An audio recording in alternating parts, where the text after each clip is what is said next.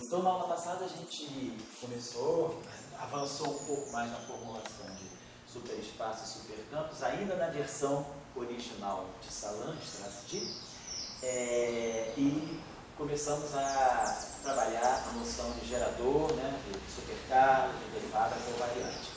E foi me perguntado no final da aula, uma pergunta mais particular, sobre a questão de espinores, quando a gente faz a chamada rotação de Wick. Em geral, muito acontece, faz-se a rotação de Wick no espaço e tempo, mas se continua trabalhando com os espinores de Majorana, de 4 dimensões, não euclidianas. Isso é um trabalho um pouco sujo. Então, esse artigo aqui do Wetterich é muito bom, até o autor aqui, o Wetterich. Ele trabalha espinores em teoria de campos euclidianas, quer dizer, ele não faz a rotação de Wick sem primeiro definir o que é um espinor de Majorana em espaços euclidianos. Então, acho que esse trabalho aí limpa bem essa questão, de ver quais são, em 4 dimensões euclidianas, né, a gente não pode definir espinor de Majorana da maneira como a gente define 4 dimensões de Minkowski, mas você pode definir o análogo de um espinor de Majorana em 4 dimensões euclidianas. Então, ele estabelece essas condições para espaços-tempos de diferentes dimensões euclidianas. Depois também, no início do curso, eu tenho uma série de referências de livros para vocês, mas eu acho que eu não tinha dado esse aqui, fui lá descobrir no meu Dropbox, eu tinha essa referência aqui perdida, que é um Physics Report do Martin Onius, de 1985, é muito bom. As aulas dos Onius, eu uso algumas dessas aulas lá em Trieste, na minha época de doutorado. Depois ele fez o Physics Report e acabou virando livro. Eu acho que esse Physics Report ele virou um livro de introdução à supersimetria no superespaço, mas a formulação dos ônios é sempre, eu gosto muito das coisas que ele faz, ele tem sempre uma formulação muito limpa, regras muito claras. Então, se alguém precisar também de um material de apoio, eu acho que vale a pena ir aos ônios. Eventualmente, eu acho que esse Physics Report já virou um livro.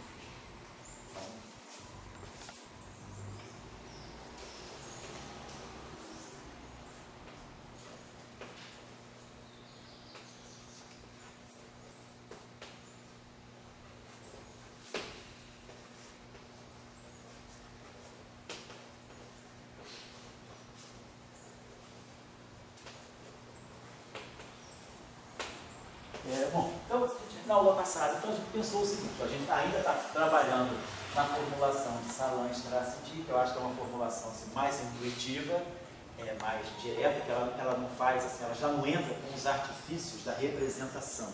Ela é bem básica. Então, a gente introduziu o superespaço, né, introduzindo aqui as coordenadas fermiônicas de Majorana. Então, se a gente lembra.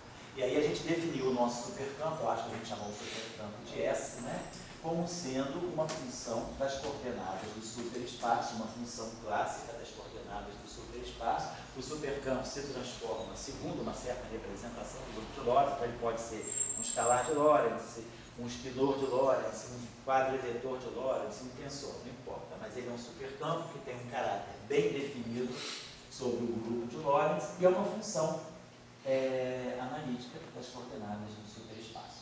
Nós já tínhamos falado, como essa coordenada é anticomutante, a gente pode expandir esse supercampo nas coordenadas e a gente mostrou na aula passada que a expressão mais geral adquiria uma forma mais ou menos desse tipo.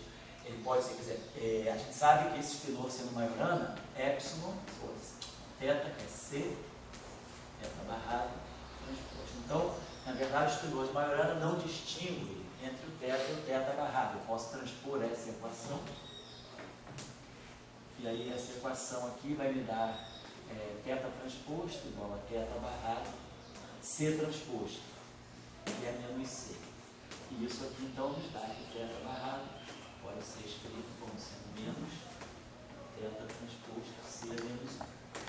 Então, vamos para espinor de Majorana, θ barrado, a menos da matriz de conjugação de carga, e a mesma coisa. Então, a gente expandiu isso aqui, colocando aqui θ barrado, aqui um certo espinor, vamos dizer assim, psi, de x, aqui.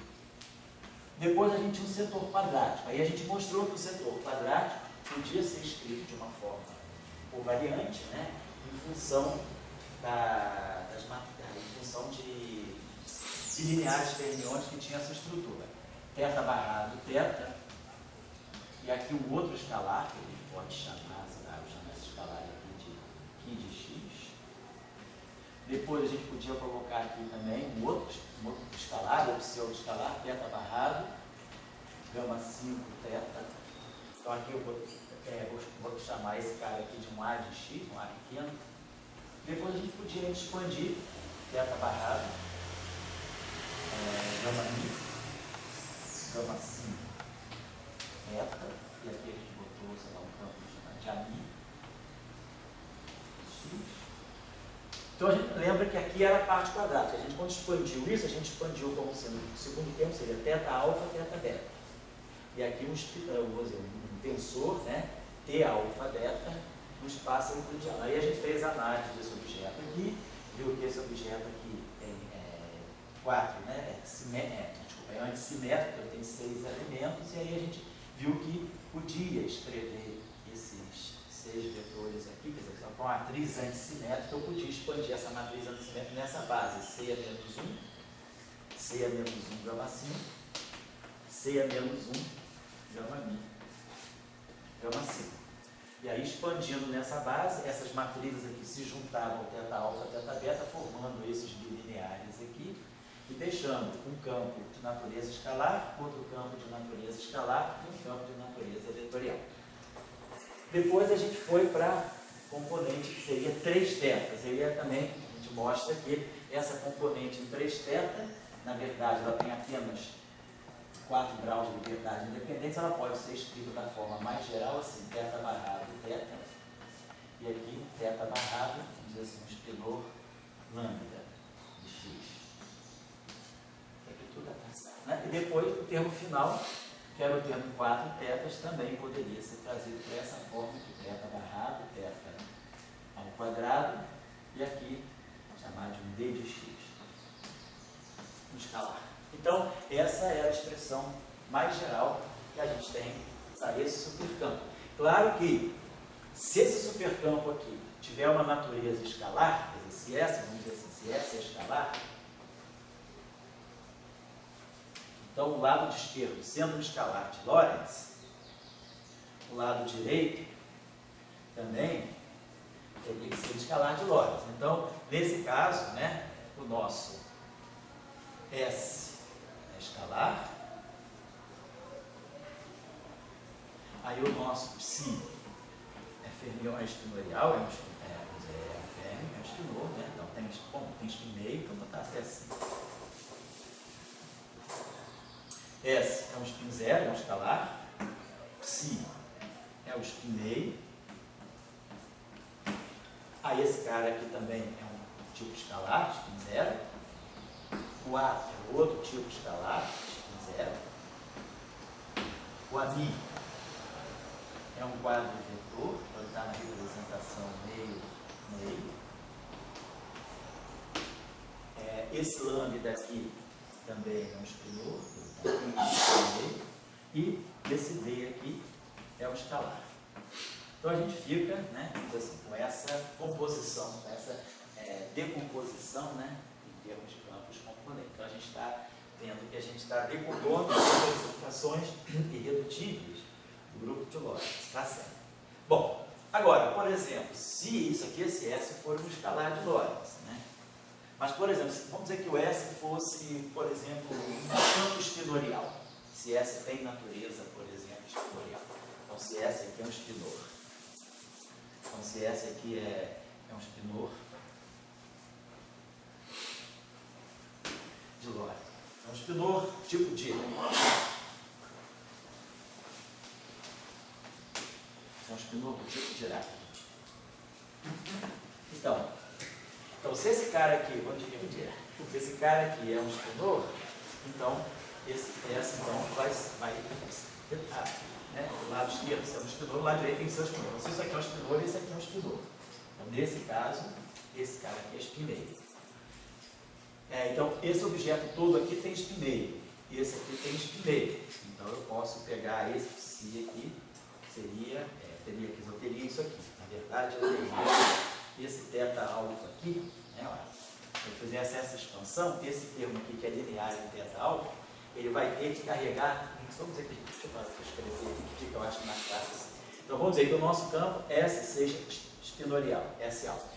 Então, é claro que a expansão vai ser um S alfa de X, vamos colocar aqui mais, por exemplo, um θ beta, e aqui eu colocaria alguma coisa que seria um psi beta alfa de X, vou colocar assim.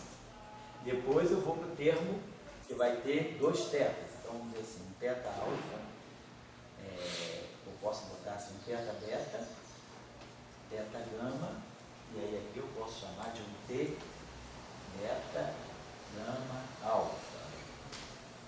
E assim vai. E aí depois eu tenho o termo em três tetas, θ beta, θ gama, θ delta, e aqui eu teria um tensor, vamos chamar assim de Ki beta, gama, delta, alfa. E depois o termo em quatro tetas, né? Quatro tetas, θ beta, θ gama, θ delta, θ epsilon, vezes aqui, vamos dizer assim, lambda, beta, gama, delta, epsilon, alfa. Então, se o meu campo agora é um espinor, eu estou levantando o conteúdo de espinhos do meu supercampo. Então, esse cara aqui já vai ser espinheiro. Então, esse psi aqui é um tensor, esse psi aqui é um tensor de rank 2 no espaço espinorial. Então, ele pode ser decomposto numa parte simétrica e numa parte antissimétrica. Então, nós já sabemos, a parte antissimétrica de beta alfa, ele vai conter C-1, C-1 gama 5 e C-1 gama mi, gama 5. Essa é a parte antissimétrica, quando eu simetrizo e antissimetrizo. Então, nós temos a parte antissimétrica, que é uma matriz 4x4, né? Então, ela vai ter 6 componentes na parte antissimétrica, tem 16 elementos. Então, ela vai ter 6 componentes na parte antissimétrica, 1, 2, 6, e vai ter 10 componentes na parte simétrica. Quem é a parte simétrica que eu posso escrever? Vai ser C-1 gama mi e C-1 sigma mi. Então, aqui eu tenho 4 matrizes e aqui eu tenho 6 matrizes, então vai dar 10. Então, na parte antissimétrica, eu vou estar envolvendo, por exemplo, aqui, um tensor de rank 2. Vai aparecer aqui, então, esse psi beta gama, beta alfa, perdão, ele vai conter um escalar, um outro escalar, um quadro vetor. Depois vai conter um outro quadro vetor e vai conter um tensor de rank 2. Ou seja, 16 componentes que estão aqui. Então, o fato de eu ter colocado esse supercampo espinorial, essa expansão já é a mesma para qualquer que seja o supercampo. A expansão em θ no máximo é S. E aí, o caráter do supercampo vai aumentando o conteúdo das componentes aqui. Então, no caso mais simples desse campo ser um escalar, a gente tinha essa situação, é uma situação bem simples. Mas aí agora, quando a gente começa a completar, por exemplo, esse campo aqui como sendo já espinorial, eu já começo a botar aqui nessa segunda parte aqui, coisas muito... que aí eu não vou poder expandir só nessa base, né? Eu vou ter, como eu... antes, né? Nesse nível aqui, dos dois tetas, eu tinha beta gama, né? Como era um escalar, todos os índices estão contraídos, então isso aqui pode ser decomposto. Como isso aqui é antissimétrico, só seleciona a parte antissimétrica, então só me seleciona essas matrizes. C-1, C-1 gama 5, C-1 gama mi, gama 5. Agora, como sobrou esse índice, aqui, por exemplo, sobrou esse índice, então, em vez de ter só um espinor na parte linear em θ, na parte linear em θ eu posso ter tudo. Eu posso ter, tem 16 elementos aqui. Aí, se eu venho para cá, esse objeto aqui já é antissimétrico em beta gama, mas aí o alfa está livre. Então, esse objeto aqui já tem 24 componentes, e assim vai. Então, eu vou deixar como tarefa, deixa eu botar aqui, né? Só já acredito que vocês tenham entendido, né, o espírito da discussão. Vamos colocar aqui, então, que se o S for um espinor de Lorentz, fica como tarefa, né? Então, espinor tipo Dirac. Então, quer dizer, S seria um S alfa, que pertence à representação meio zero mais 0 meio, que é a representação espinorial, tipo Dirac. E aí, a tarefa que fica é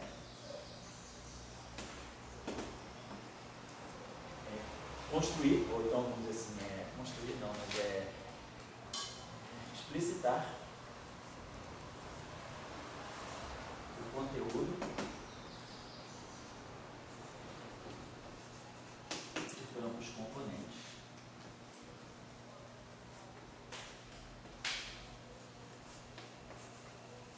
de S alfa. Então tá, é um exercício pura, grupo de lógica, pura teoria de grupo, né? Mas só para o que eu quero, qual é a mensagem desse exercício? É que o supercampo ele acomoda muita coisa.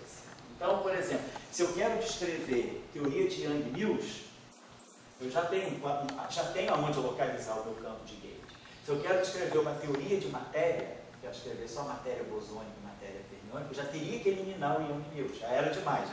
Então, será que eu consigo restringir o conteúdo desse supercampo? Então, por exemplo, o que eu teria que fazer para tirar de S, né, apenas a parte dele, tirar de S apenas a parte dele de matéria. Então, deixa eu colocar isso aqui. Então, vou colocar essa observação. S, se for escalar horas, né?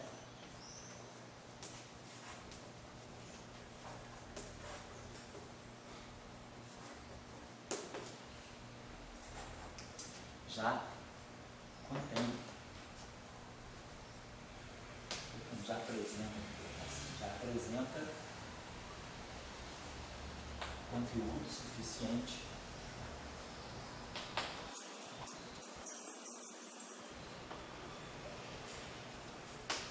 para descrever setor de matéria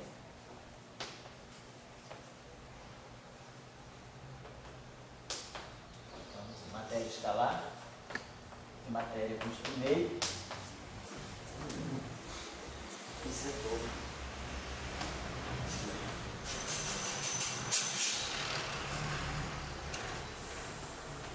Então, o setor de gauge e o setor de Higgs também. Se zero, acho que não. Então, a gente já tem campos suficientes. Agora, se nos restringirmos, vamos colocar assim, apenas, né, a matéria, custo zero, matéria escalar e matéria fermiônica, como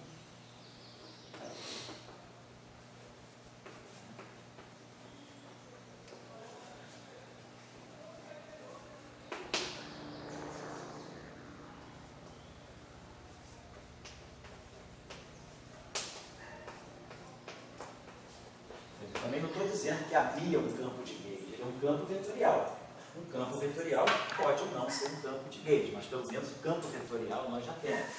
Então ele já pode adquirir, né, a condição de descrever, por exemplo, uma teoria de gauge. Estou deixando essa questão de suspenso. Vamos voltar então, porque nós tínhamos feito na aula passada também, que era a definição da carga, né, e a definição da corrente. Eu já vi que você copiou a aula passada? Alguém copiou aqui, tem posso dar uma olhadinha no caderno, só para não precisar ficar repetindo, né? Fazer, a gente já quero os resultados do ano passado aqui.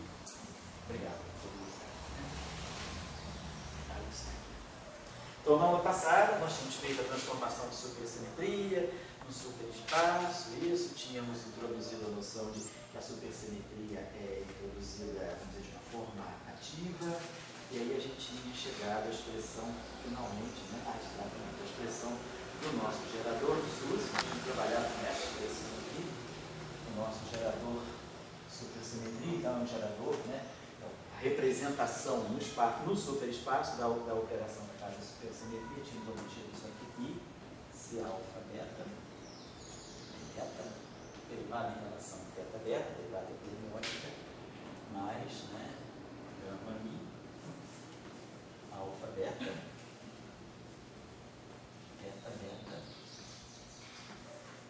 DI. Então, a gente tinha feito isso aqui e tínhamos chegado a isso aqui.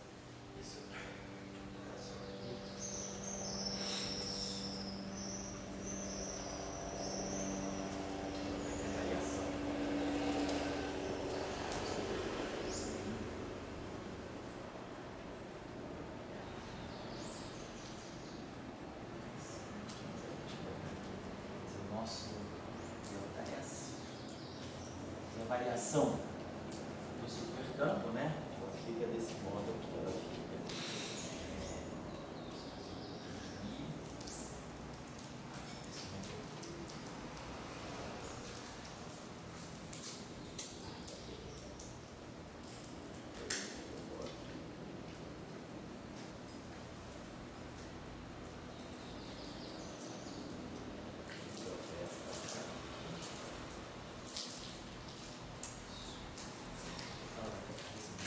E epsilon barrado Q. Então a gente tem isso aqui é a variação do nosso supercampo. E epsilon barrado Q atuando em S. Então isso aqui é a operação supersimetria. E isso aqui nos levou também depois, né? A gente precisava definir uma derivada. Para essa derivada ser covariante, bastava que ela anticomutasse com o Q, e aí a gente introduziu a derivada covariante aqui.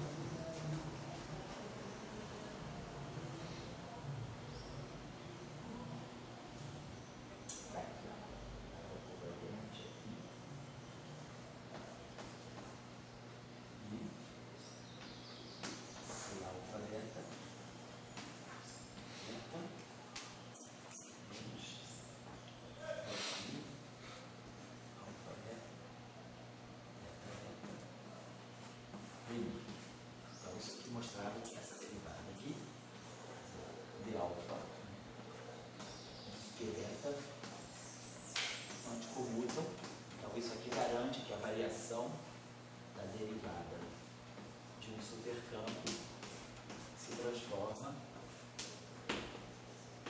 como um supercampo. Só para lembrar da aula. Obrigado. Só para relembrar.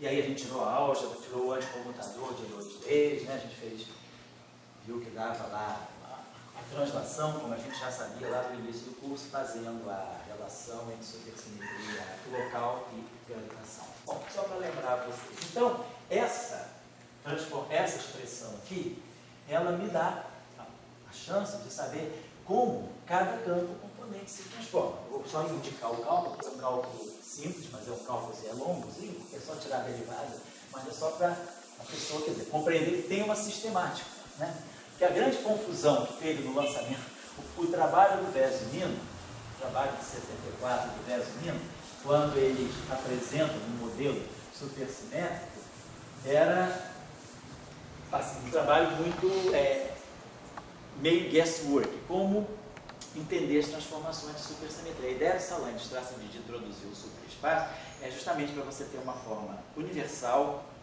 completamente geral, de sempre saber as transformações de simetria e supersimetria de qualquer conjunto de campos. Basta que você defina o supercampo e você entenda como atuar uma transformação de supersimetria em cima de supercampo. Então, se eu só retomar, então, se o nosso supercampo é esse aqui, então nós fizemos essa expansão, tomamos um supercampo, por exemplo, escalar de Lorentz. Nós expandimos assim.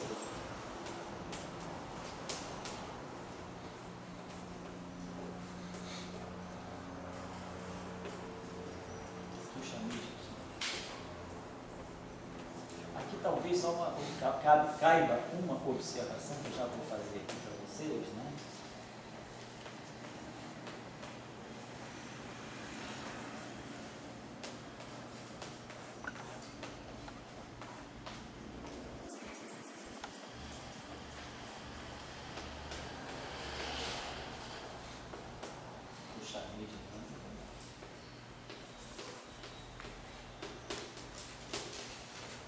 Então tá, esse aqui é o nosso supercampo. Só para chamar a atenção de vocês é o seguinte, suponhamos, se a gente quiser, né, claro, que essa grandeza que está aqui, θ barrado, gama 5, θ, se nós tirarmos o conjugado complexo dela, né, ou barrado, então você vai dar θ barrado, gama 5 barrado, θ. Gama 5 barrado é menos gama 5. Então, como θ é espinor de Majorana, essa grandeza é um puro imaginário. Então, muitas vezes, né, se você quer que essa grandeza aqui seja real, e se isso aqui é puro imaginário, esse campo aqui sairia puro imaginário. Então, é muito comum a gente colocar um I aqui, porque se por acaso esse campo, além de ser escalar, for um supercampo real, esse I aqui garante que esse objeto aqui é real. Se esse campo aqui é complexo, então não tem necessidade de colocar esse I aqui, porque esse objeto aqui é puramente imaginário, mas esse objeto é complexo, tem parte real, tem parte imaginária. Então esse I é irrelevante. Mas, numa situação que a gente, por exemplo, se nós quisermos que esse campo aqui seja um campo de gauge, um campo de Young Mills, campo de gauge, campo de Young Mills é real. Então essa combinação, qual é a realidade dela? Teta barrado, gama mi, gama 5, teta. Se nós tirarmos então o barrado disso, olha o barrado de girar, teta barrado. Gama 5 barrado é menos gama 5. Gama mi barrado é gama mi, teta. Mas agora, gama mi e gama 5 anticomutam. Então aqui volta a ter um sinal mais, eu posso botar esse mi aqui e posso botar o 5 aqui. Então, esse objeto aqui é real. Então, se isso aqui, essa grandeza aqui é real, porque teta é maiorana. Então, se esse campo aqui for real, esse quadrivetor aqui é real. Então, eu tenho condição de ter, quer dizer, se eu pegar um supercampo escalar real, esse campo aqui tem as características, já tem boas características para ser um campo de gauge. Ele é quadrivetorial e real. Só não sei ainda se eu tenho transformação de gauge, isso é uma outra coisa. Mas aí, se ele é real, então seria bom botar esse I aqui, porque esse objeto aqui fica real. Quer dizer, isso aqui já é real, então esse cara é real. Se esse cara aqui é real e esse é maiorana, esse espinor necessariamente é maiorana, esse espinor necessariamente é maiorana, e esse escalar aqui é real. Então, isso, né, se o S for real. Então, eu vou adotar, né, não tinha colocado até agora, mas a gente pode colocar esse I aqui, só para deixar mais pronto, se o S for real, o campinho A, esse campo componente A escalar de Lorentz, é real também. Só essa observação de caráter muito assim, simples, né? Agora, então, o que eu preciso saber? Se eu faço uma transformação de supersimetria, então esse meu supercampo, ele vai sofrer, vai ter a sua transformação dada lá. I epsilon barrado, Q, S. Então eu vou ter que atuar com esse operador aqui, nessa expressão aqui, tá? Só para lembrar. Então isso aqui para nós é I. Quem é epsilon? Então, se epsilon é espinorial, só para deixar, vamos deixar a coisa, vamos abrir em componentes. Então, isso aqui seria epsilon barrado é maiorana, epsilon é maiorana. Então, nós temos lá aquela expressão. Então, epsilon é C, epsilon barrado transposto. Então, epsilon transposto C é menos 1, é menos epsilon barrado. Né? Só lembrando que C é antissimétrico, eu tiro o transposto dessa equação e depois multiplico a direita por C é menos 1. Então, epsilon barrado é menos epsilon transposto, C é menos 1. Então, eu posso escrever assim, menos I, epsilon transposto, C é menos 1, Q, S. Então, eu vou ter que fazer essa operaçãozinha aqui. Menos I, epsilon, alfa, C é menos 1, alfa, beta, Q, beta, atuando em S. Mas aí agora, eu sei que não é o meu Q beta. I, epsilon alfa, C menos 1 alfa beta. E aí eu vou começar agora. Q beta está aqui, então vai ficar I, C beta gama. E aí aqui é a derivada em relação à componente teta gama. Mais, vamos dizer assim, gama mi, beta gama, teta gama. E isso aqui atuando em S. Então é claro, esse primeiro termo aqui vai ter uma derivada em relação a θ. Então ele não vai poder atuar aqui. Ele vai poder atuar aqui. Então vou ter uma derivada. Então esse objeto que está aqui de novo, aí é só jogo matricial. Quem é esse objeto θ barrado aqui? Ele é a mesma coisa, ele é menos θ transposto, C é menos 1, psi.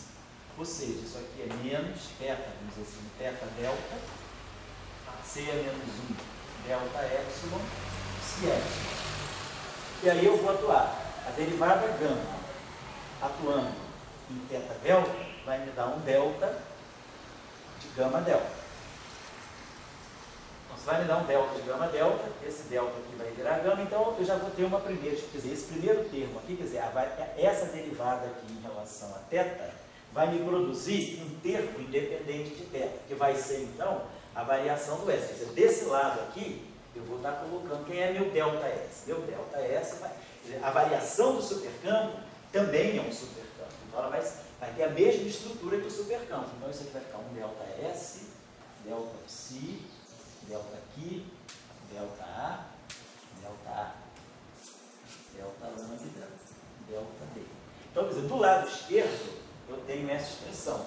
Então, quem vai ser a transformação de supersimetria do meu S? Esse primeiro campo componente, a transformação de supersimetria dele vai ser tudo que está do lado direito e que é independente de θ. Então, a única chance de ter um termo independente de θ é quando essa derivada aqui atuar nesse primeiro termo. O primeiro termo que era o θ, nesse termo aqui. E essa derivada aqui vai comer um θ, vai me produzir um termo independente. Depois ela vai atuar em termos que tem mais θ, vai sobrar sempre um θ. E essa aqui vai estar sempre colocando θ também. Então a única chance, quer dizer, o único termo que dá a variação desse objeto aqui, é esse termo aqui, é menos i. Só botar aqui para menos i, epsilon alfa, C é menos 1, alfa beta, e aí aqui eu vou ter I, C beta gama, e aí, D gama, vou botar aqui só para a gente ver tudo aqui, não perder nada. E aí atuando nesse termo aqui, mas aí é sempre bom escrever o θ barrado em função do θ. Então essa derivada vai estar atuando em menos θ delta, C é menos 1 delta epsilon, psi epsilon. Então é tedioso, mas são cálculos assim. Então essa derivada aqui vai produzir um delta de Kronecker de gama delta. Tem esse sinal menos aqui. Então vamos ver, tem esse sinal menos, tem esse sinal menos, vai ficar mais. E com I dá menos, então vai produzir um sinal menos global aqui, então vai ficar menos epsilon alfa. C é menos 1 alfa beta. C beta gama. E aí delta de gama delta. Então eu vou botar aqui. Então vai ficar aqui, vai produzir um C é menos 1 de gama epsilon. E aqui um psi epsilon. Então, essa matriz aqui dá identidade. Isso aqui dá um delta de beta epsilon. Aí esse delta de beta epsilon aqui, então vai ficar, vai produzir para nós esse menos epsilon alfa. C é menos 1 alfa beta. E aqui vai produzir, o beta vai virar epsilon, né? O epsilon vai virar beta. Psi beta. Mas aí a gente sabe, menos epsilon transposto C é menos 1 é o epsilon barrado. E isso aqui então vai produzir epsilon barrado psi. Então fica claro que delta S é menos epsilon barrado, ou epsilon barrado é menos, né? Ah não, esse menos já é incorporado. É epsilon barrado psi. Então é a primeira transformaçãozinha de supersimetria. Aí agora eu continuo fazendo essa operação. Então essa derivada aqui, quando ela atuar aqui, ela vai produzir um θ.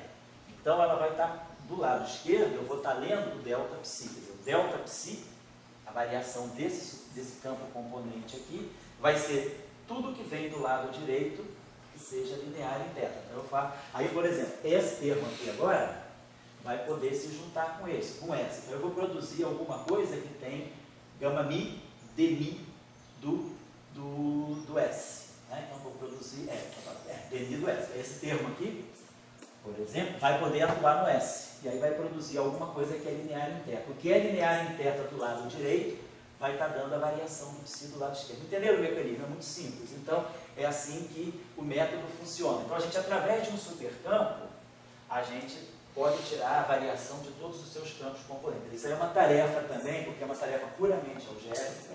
Né? Só vou chamar a atenção para dois aspectos aqui. Então fica como exercício assim, né, de treinamento aí de álgebra espinorial. É só ter muito cuidado quando passar, às vezes, passar uma variável grassmanniana por outra, ou uma derivada grassmanniana passar por um θ, dar um sinal menos. Só ter cuidado com esses detalhes assim, de operacionalidade, né, com variáveis de grade. Então, quer dizer, a tarefa simples aí, mas não trivial, ainda é simples, mas cansativa, é completar, né?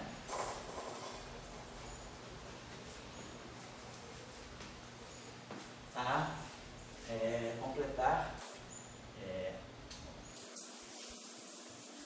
a chegar às expressões finais, de delta S, delta psi, delta aqui, delta A, delta Mi, delta lambda e delta D. O delta D, por exemplo, né, a variação do D vai ter que ser do lado esquerdo a componente que tem os 4 tetas. Então, do lado direito, a minha variação vai ter que contemplar todos os tetas. Então, esse termo aqui ele vai sempre tirar um teta. Então, esse termo que é quarto vai ficar cúbico. Então, esse termo aqui, quando bater nesse termo D, ele vai produzir um termo cúbico, que vai dar a variação do lambda. Agora, o único termo que vai chegar no máximo de derivadas é esse aqui. Quer dizer, a variação do D, do lado esquerdo, é o termo que tem que ser quartico em teta. Então, o único jeito de eu produzir um termo quartico em teta é esse termo que já é linear em teta, atuar nesse termo que é cúbico em teta. E aí vocês observem que esse termo aqui, quando bater aqui, vai dar zero, porque aqui já é quartico em teta. Então, já tem todas as componentes, teta alfa, teta beta, teta gama, teta delta. Então, como essas variáveis são anticomutantes, se aparecer uma quinta aqui, sei lá, teta epsilon, se aparecer uma quinta, certamente uma vai estar repetida, e aí o quadrado dela é zero. Então, claro que esse termo aqui, quando bater aqui, já vai dar zero. Então, a variação da componente mais alta vai ser uma característica de todo supercampo. A variação da componente D, nesse caso, ela vem daqui. Quando esse termo aqui bater nesse termo aqui, que vai produzir um termo quarto. Então, a variação, quer dizer, o termo mais alto, ele vai ter sempre uma estrutura assim, gama mi, d mi, atuando no lambda. Claro, aqui a gente vai ter, isso aqui é um campo bosônico, né? Se S for um escalar, esse campo aqui tem natureza escalar, então a variação dele tem que ser um escalar. É só lembrar que tem o epsilon aqui. Então a gente vai ter que o nosso delta D, que é o coeficiente de 4 épsilons, né? Ele vai ter alguma coisa como sendo aquele épsilon barrado, gama mi, d mi, lambda. Então isso aqui é espinor, na verdade, isso aqui tem gama mi, d. Então isso aqui no final do dia se comporta como um escalar. Quer dizer, por sinal, se ele for real, automaticamente o I vem certinho. Mas o que eu quero chamar a atenção? Que a componente, ou que a gente observa o seguinte, que a componente delta da componente, vamos escrever assim, que contém os 4 tetas, né? Vou botar assim, vou botar a componente com 4 tetas, né? Quer dizer, teta, 4 tetas, que é a componente mais alta do supercampo. Então, a variação da componente mais alta do supercampo, ela vai ser acompanhada pelos 4 tetas. Então, ela vai ter que vir sempre desse termo aqui, atuando no termo em 3 tetas. Então, a variação da componente mais alta de um supercampo, ela vai trazer sempre a derivada, vai ter os índices gama mi que eu não estou colocando, mas o que eu quero dizer é que ela vai ser sempre uma derivada da componente em 3 tetas. Claro, acrescido dos devidos tetas, mas entenderam o mecanismo. Por que eu estou chamando a atenção disso? Porque quando nós formos escrever uma ação no superespaço, o que nós esperamos, né, o que a gente espera para construir no superespaço? Como eu multiplico campo ou derivadas de campo para formar uma ação no espaço usual, eu aqui vou estar trabalhando com supercampos, estar multiplicando supercampos, operando com supercampos para formar uma superação. Quando eu trabalho multiplicando supercampos, nós já vimos que multiplicar derivadas covariantes de supercampos também são supercampos. Então, eu vou ter uma expressão, um termo de uma ação, por exemplo, vai ser um polinômio, né? Em supercampos, vamos chamar genericamente esses, e suas derivadas espaço-temporais e suas derivadas covariantes de supersimetria. Se eu construir uma expressão que contenha supercampos, derivadas espaciais de supercampos, derivadas supersimétricas de supercampos, no final do dia eu ganho um supercampo. Então, esse meu supercampo vai ser um candidato à ação. E o que nós observamos é que, se ele é um supercampo, a componente mais alta dele vai se transformar sempre como uma derivada total. Então, isso numa ação, se a gente imaginar que a gente vai usar numa ação, provavelmente a gente vai ter que pegar sempre a componente mais alta e verificar que aquilo que vai ser o lagrangiano supersimétrico nunca vai ser invariante de supersimetria, ele vai transformar sempre como uma derivada. A ação é invariante, mas o lagrangiano não. Vamos explicar isso melhor. Estou só chamando a atenção por enquanto, isso vai ficar mais claro quando a gente for realmente escrever a superação. Mas a observação que vai ser importante lá na frente é prestar atenção, não deixar esse fato passar despercebido, que é a variação da componente mais alta de um supercampo, ela é sempre uma quadridivergência daquilo que é a componente em 3 tetas do supercampo, da componente anterior, por causa dessa estrutura aqui. Então esse cálculinho aqui é um cálculo, vamos dizer, simples de executar, trabalhosinho, caduzinho, se mexe aqui, mexe dali, a chance de esquecer de fazer uma anticomutação não é zero, então a gente pode errar em sinais, mas a gente, se fizer o cálculo certinho, a gente consegue obter as transformações de todos os campos. Por exemplo, para obter a transformação do campo de Gauge, eu vou precisar ver essa expressão aí, aonde é que eu vou produzir. Quer dizer, quando eu atuar com essa expressão aqui, esse termo em θ é linear. Então, esse termo em θ, batendo no termo em psi, vai ficar θ barrado θ. Né? Então, os termos bilineares, quer dizer, a variação desse cara, a variação A e a variação do AB, elas vão vir dos termos bilineares. Onde estão os termos bilineares? Vai ser esse termo aqui atuando no termo linear do S, e esse termo aqui atuando no termo cúbico do S. Aí eu vou produzir uma série de termos quadráticos em θ. E aí, quando eu produzir esses termos quadráticos em θ, eu vou ver aquele que consegue ficar dessa forma, e aí o coeficiente desse termo vai ser a variação do meu anel. Está entendido como é que a coisa funciona, né?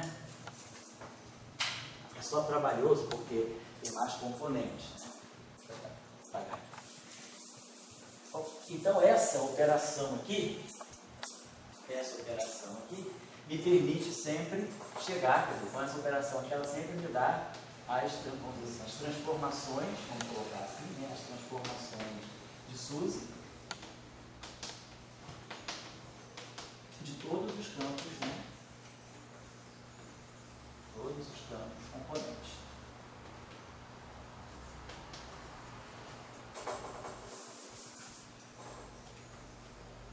Do supercampo.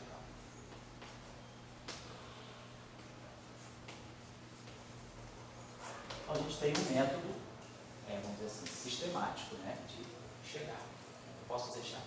É isso aí. Bom, vamos então fazer uma outra observação. Então, nós temos supercampo. Deixa eu botar aqui, né?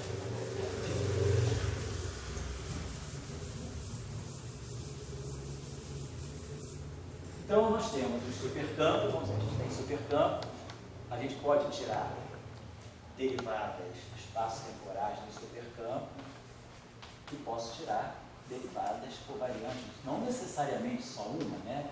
Posso tirar quantas eu quiser, alfa, beta, essa. Então, eu posso sempre construir objetos, né, que sejam covariantes do ponto de vista da supersimetria. Todos esses objetos aqui são covariantes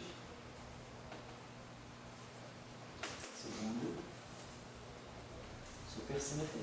O que significa ser covariante? Tem um caráter tensorial, ou seja, todos esses objetos, né, são supercampos. Né?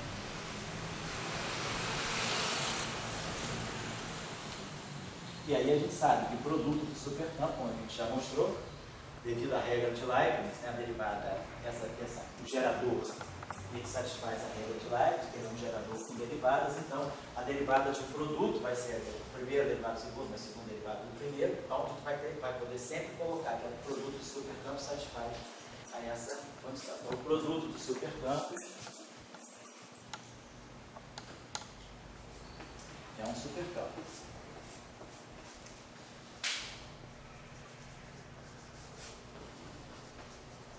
Muito bem. Então, o que nós queremos fazer? Produzir modelos lagrangianos, né? Produzir ações, produzir lagrangianos. Então, claro, eu vou querer fazer isso no superespaço. Nós vamos querer. Então, a ideia de nós produzirmos, né? Nós estamos agora no outro espaço, é o superespaço.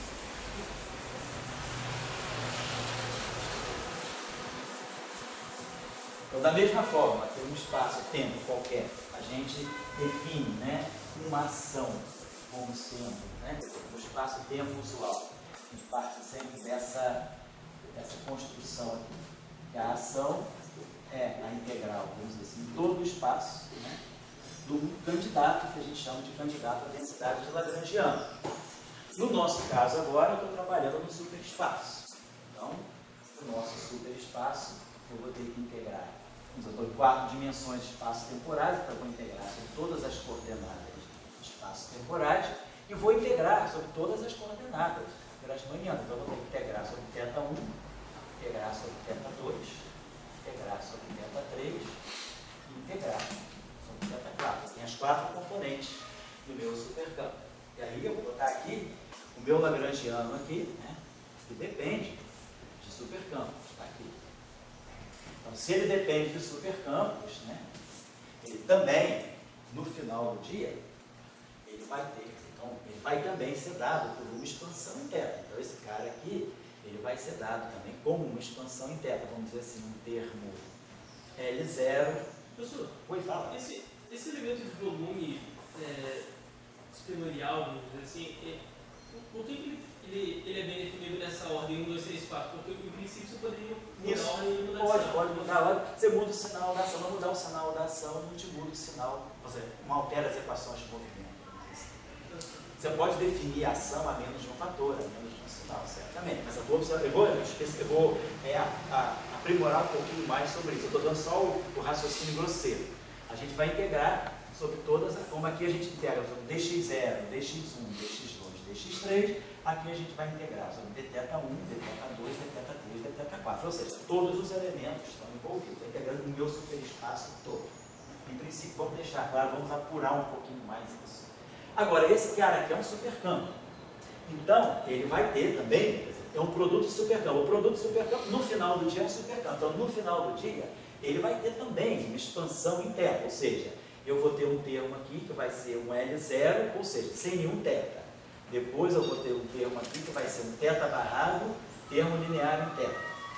Depois eu vou ter aqui, eu posso até escrever dessa maneira, como eu tinha feito lá. Termo que não tem nenhuma dependência, quer dizer, quando eu expandir meu supercampo produto, eu vou ter um termo que não tem nenhum θ. Depois eu vou ter um termo que tem um θ, um L alfa. Depois eu vou ter um termo que tem θ alfa, θ beta, antissimeta, e um L alfa beta.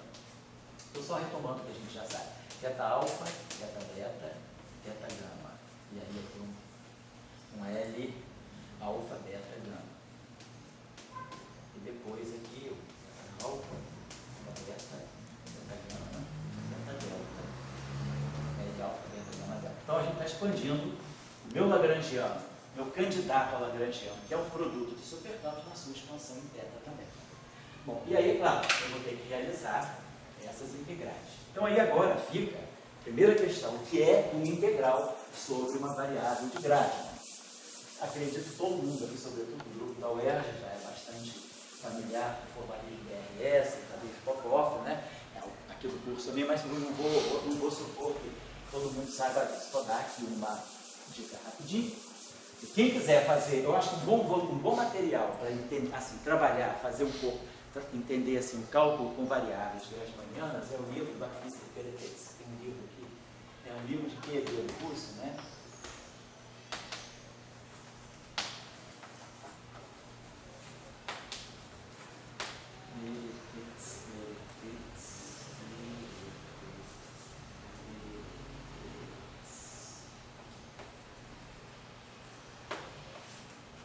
É um livro de quê?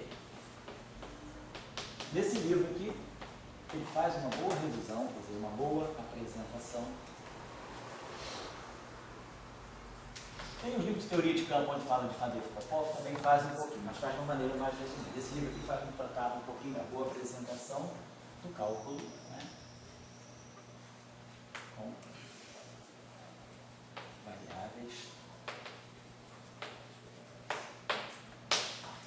variáveis anticomutantes logarítmicas, né? Então é uma boa referência.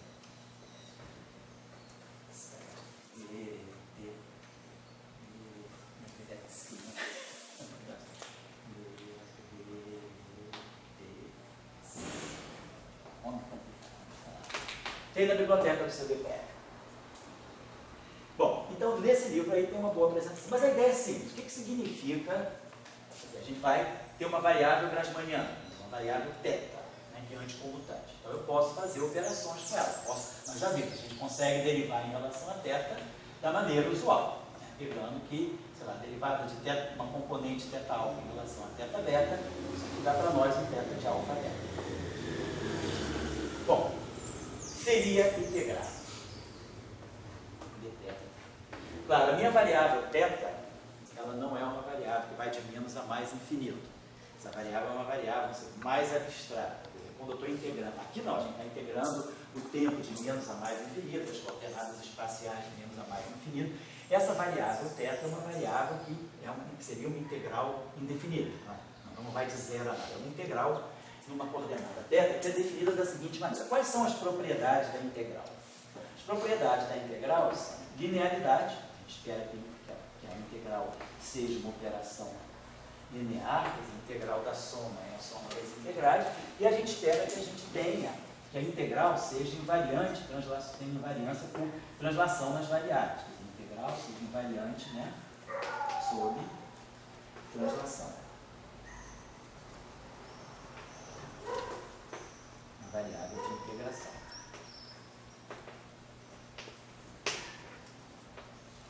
Então, são essas duas, né, propriedades que vão nos fazer compreender o que possa ser integrar uma variável de grau. Vamos dizer que o nosso problema seja linear. Eu tenho uma única, linear não, unidimensional. Deixa eu apagar isso aqui. Vamos dizer que eu tenho uma única variável de Grassmann θ. E aí eu posso escrever, se eu tenho como ela anticomuta consigo próprio, o quadrado dela é zero, então claro que a função analítica mais geral dela seria f de θ, seria algo que tivesse um termo linear e algo que tivesse um termo independente, um termo linear. Já que θ2 é zero, então a função polinomial mais geral que eu posso ter é essa aí.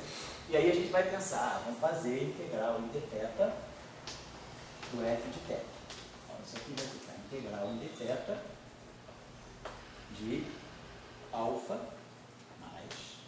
beta θ.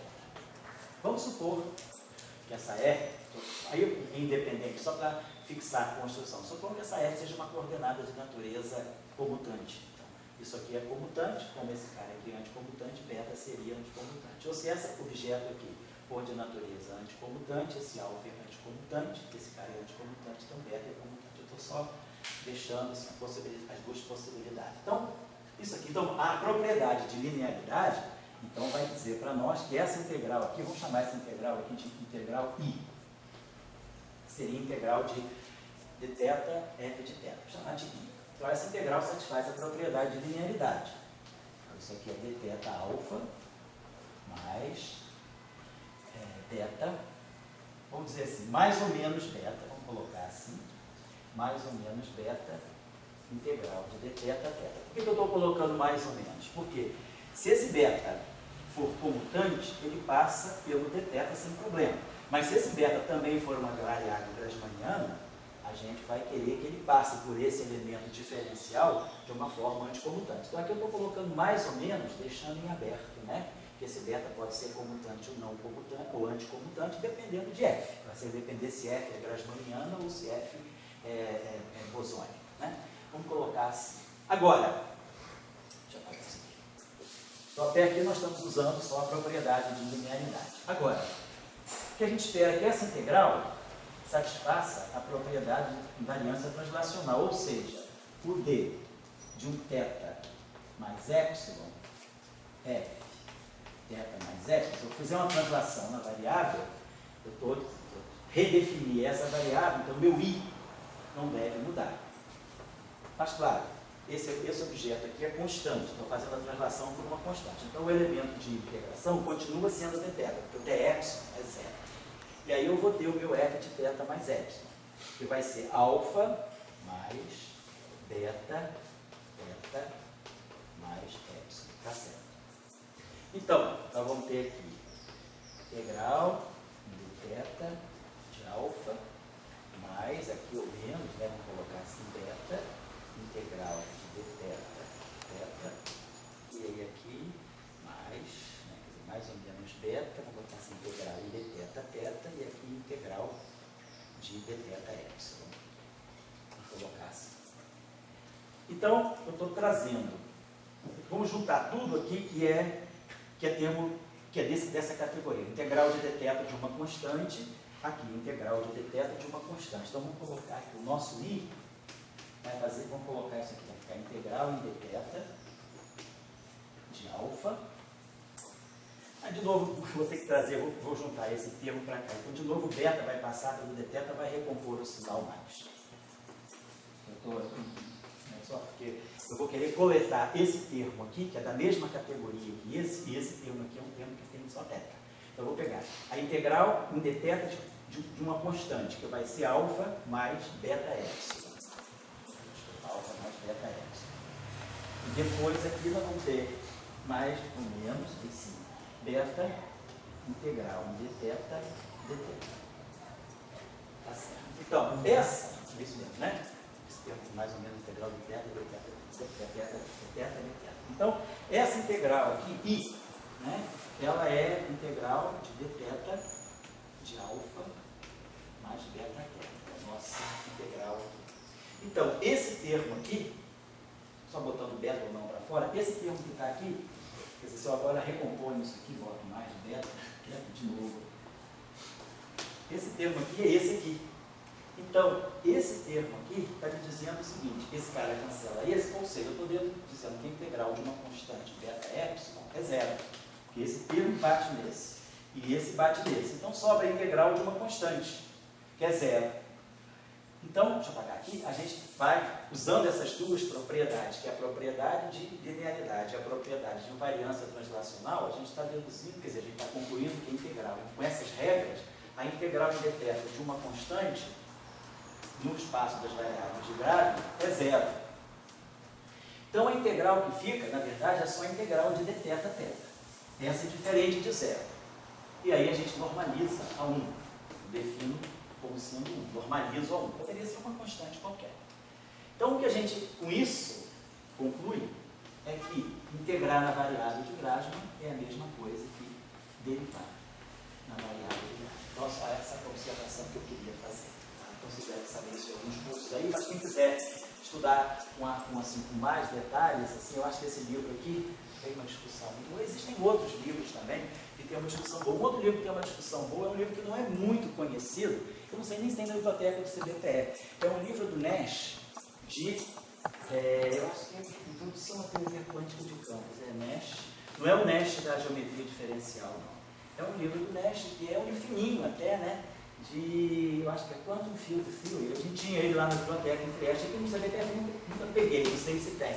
Ele tem um capítulozinho muito bom também sobre integrais nas variáveis de Grassmann. Várias propriedades que ele dá integrais, mas isso aí é uma coisa que hoje é bem conhecida. Tem muito artigo de review que fala sobre integrais em variáveis de Grassmann. Até a professora que se aposentou na UFA, Maria Tereza, ela estava trabalhando lá no grupo dela, ela fazia uns trabalhos de mecânica estatística, assim, e ela usava variáveis de Grassmann como uma técnica de certos cálculos. E teve umas teses que eu fui membro de banca lá, que os estudantes colocavam sempre uma boa revisão também sobre o cálculo diferencial com variáveis de Grassmann. Então, oi, fala aí. Sem querer sair muito do tema, mas porque o cálculo em variáveis reais ou complexas tem uma formulação em termos de formas diferenciais. Isso. Definir uma álgebra superior, definir derivadas, seriam as coisas todas.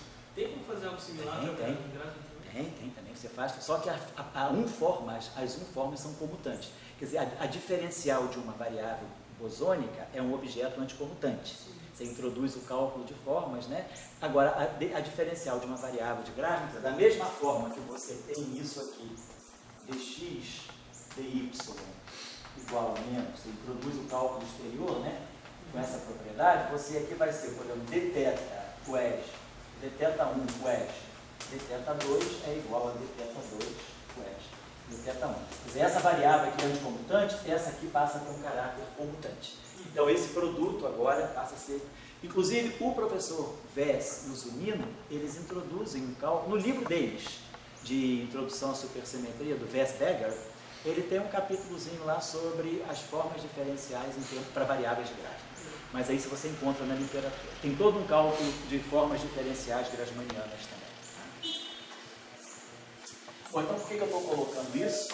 Então, esse livro do Nash é uma boa referência, mas o livro do BDT também é melhor. Tem um livro do Pierre Ramon, aquele livro de teoria quântica de campo do Pierre Ramon, Quantum Field Theory, a Modern Primer.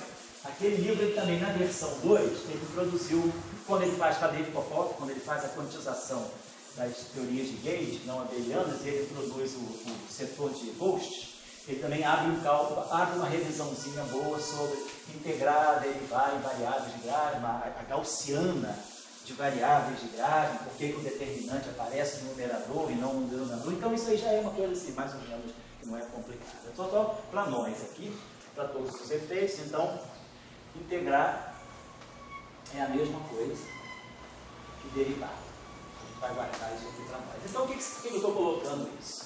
Por quê? Se eu pegar, aqui eu estou integrando nas 4 variáveis. Então, esse termo aqui só vai conter, cada termo dessa expansão vai ser θ1, L1 mais θ. Então, aqui eu não vou ter as 4 variáveis, essa integral vai ser zero.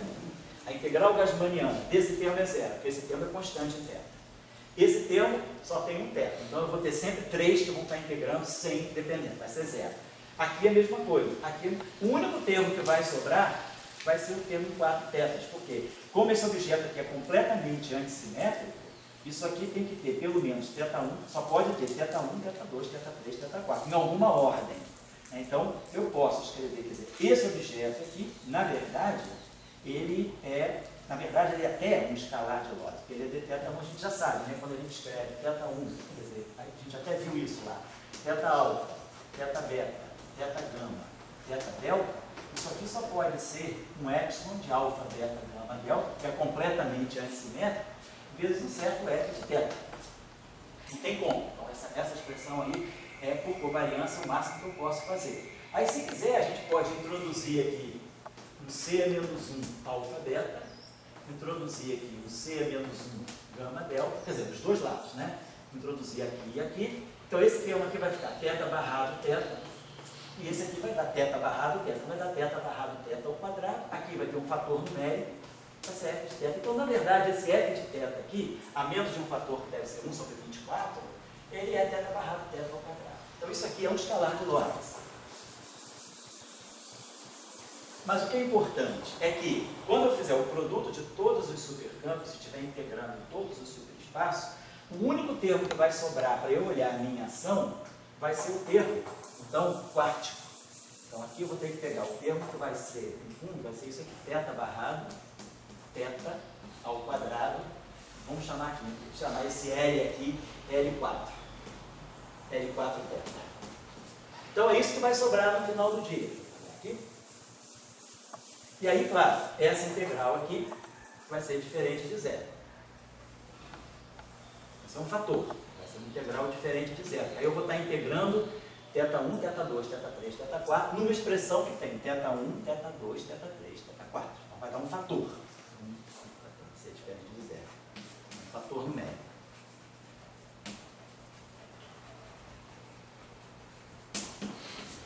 Mas o que é importante? Sobrou esse lagrangiano aqui. Mas esse lagrangiano aqui, ele, se eu fizer uma transformação de supersimetria, eu vou ter integral de V4x, né, desse delta L4. Mas a gente já sabe que a componente mais alta de um supercampo, ela se transforma, né, sempre como uma derivada. Ela vai ter sempre, foi aquela observação que eu fiz no início. Se eu pegar a última componente de um supercampo e fizer uma transformação de supersimetria nesse supercampo, a última componente vai se transformar sempre como uma derivada, uma quadridivergência, tem um gama mi aqui, obviamente.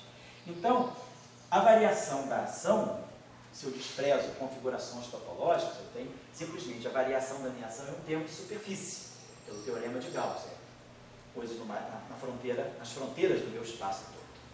Então, do ponto de vista da teoria perturbativa, ΔS é zero. E a variação do lagrangiano não é zero. Então, em teorias supersimétricas, o que acaba sendo a densidade de lagrangiano em campos componentes, já eliminando os tetas, né? Isso aqui no final do dia, componente em 4 teta é um produto de campos normais. Então, a variação ΔL é uma derivada. Então, quer dizer, a variação de supersimetria do meu lagrangiano de um modelo supersimétrico é diferente de zero.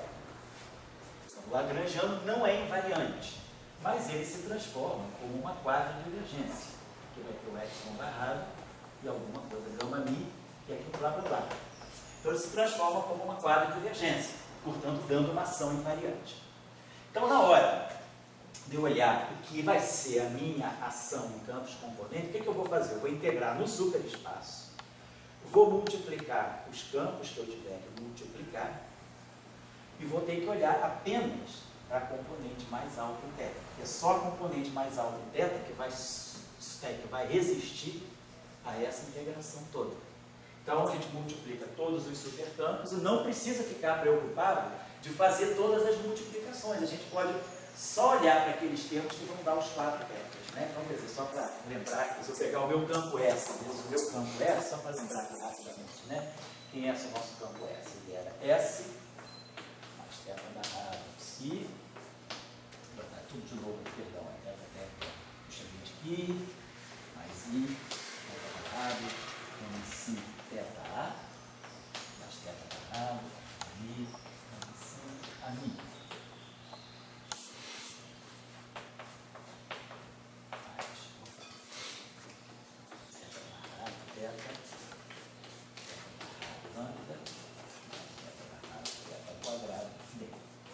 Então, se eu quiser fazer, se eu multiplicar S por S, eu pegar esse termo aqui, S2, o que vai ter 4 termos? Por exemplo, eu vou ter esse S vezes D. Eu vou ter teta barrado, teta ao quadrado, multiplicando o quê? S vezes D. Esse termo vai ser a única possibilidade de se juntar com 4 tetas. Depois, esse termo aqui pode se juntar com esse. Então, eu posso produzir alguma coisa aqui que vai ter psi lambda. Claro, a gente vai automaticamente formar os invariantes de Lorentz. Quando eu fizer, é só olhar para isso aqui. Se vai ter teta barrado, eu vou botar as matrizes de conjugação de carga, vou organizar esse cara aqui dessa forma, e vai me sobrar um termo que tem psi lambda. Provavelmente alguma coisa assim. A matriz de conjugação de carga, é tudo outro invariante de Lorentz. A invariante de Lorentz ela se organiza sozinha, se a gente lembrar então. Então esse termo só pode se juntar a esse. Aqui já daria zero. Depois, esse termo aqui com esse vai...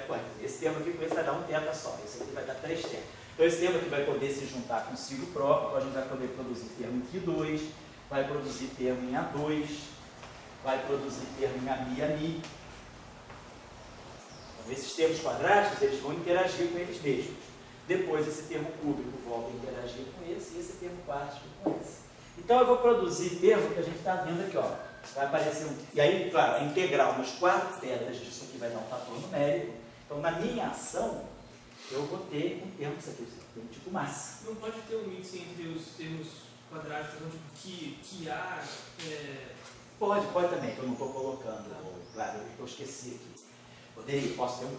Posso ter esses termos de mixing. Provavelmente esse aqui com esse aqui não vai dar invariante de Lorentz, mas esse aqui certamente vai dar direitinho. Pode. Aqui, nesses passos aqui, pode ser que a gente precise fazer alguns rearranjamentos de fibras. Então eu só estou colocando, a gente não vai trabalhar dessa forma, vai trabalhar de uma forma mais simplificada. Mas eu estou só mostrando como a coisa funciona, porque depois é uma questão de mudar de convenção. E aí é para não atrelar supersimetria à convenção das variáveis terra. Então, o formalino de Salin de traço de superespaço, supercampo, ele funciona assim. Nós vamos ter que produzir ações no superespaço, que vão ser produtos de supercampos e suas derivadas covariantes, e olhar sempre para o termo mais alto em beta, porque aquilo que vai sobreviver no final de tudo, como a minha ação, é esse termo aqui, que é o único termo que sobrevive por causa da integração grassmanniana de constantes e zero. Então, isso aí resolve a questão.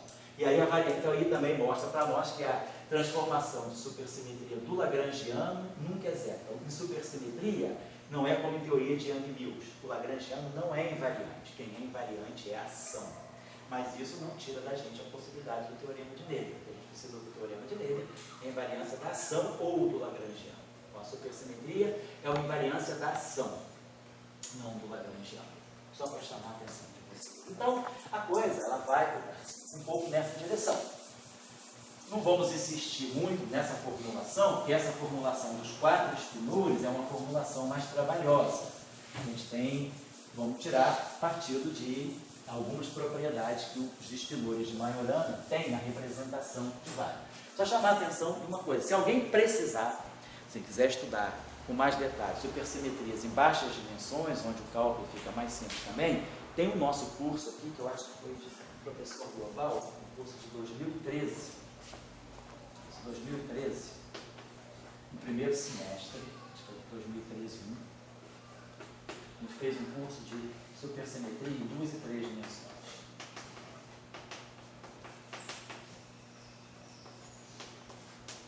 Então, se alguém precisar dar uma olhada em supersimetria de dimensão mais baixa, tem esse curso aqui. Também, claro, no livro do Grisaro Gates, naquele livro nosso famoso de 2001, né? 1001 Lectures on Supersymmetry, o Gates, Grisaro, Roche, Siegel. O capítulo 1 desse livro é SUSY em 3D.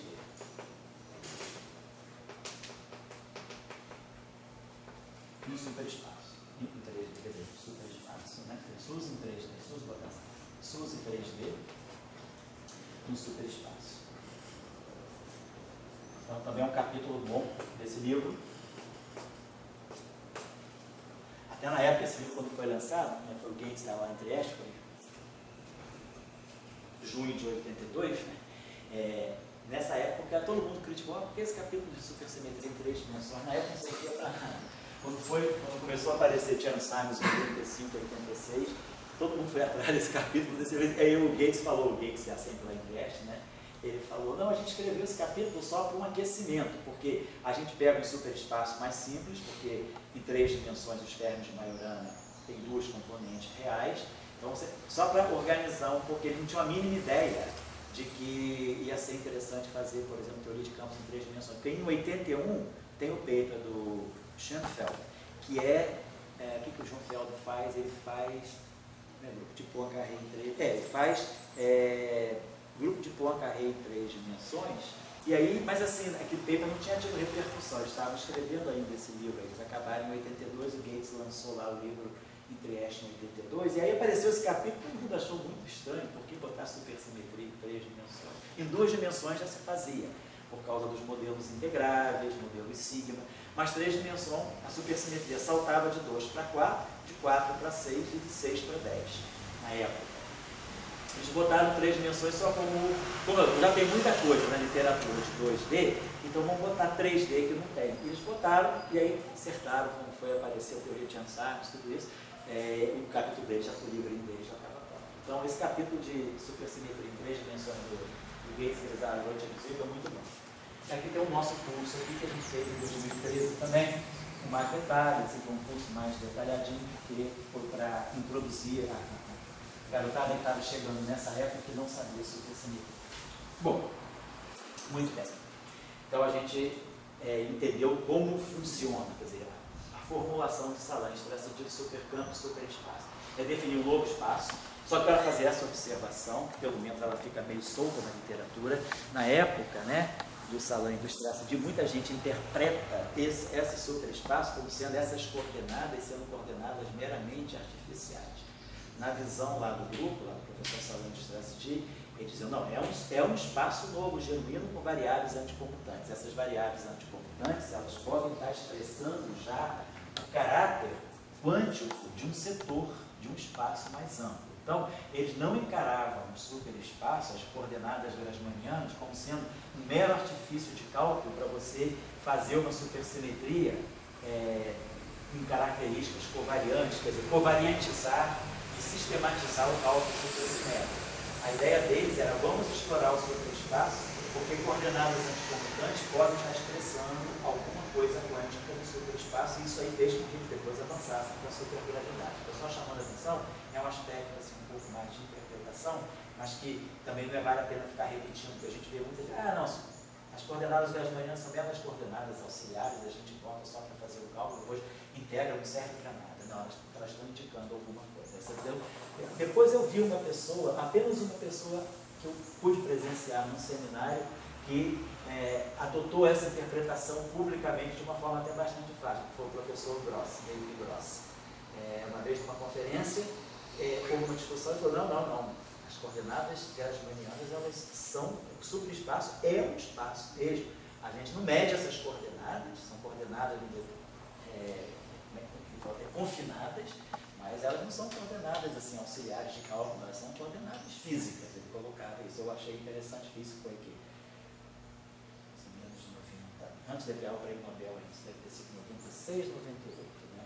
E essa interpretação de Salan de Strasser já vem desde 74, quando eles introduziram o cálculo superespaço. Só para chamar a atenção de vocês, não é para nem catequizar ninguém, só para refletir sobre isso. Existe essa possibilidade, tá bom? Então, a coisa funciona assim. O cálculo de supercampo, ele sistematiza, a gente sabe as transformações de supersimetria de qualquer objeto e sistematiza a construção de ações lagrangianas e modelos supersimétricos. Muito bem. Lembrando que em supersimetria, o lagrangiano não é um invariante, mas a ação é invariante. E que o lagrangiano, na verdade, é sempre a última componente de um supercampo. Então, dado um supercampo qualquer, a última componente dele é sempre um candidato a ser uma ação. Porque a variação dela de supersimetria é uma derivada total. Claro, se ela for também, se for um campo escalar, né? Porque se eu pegar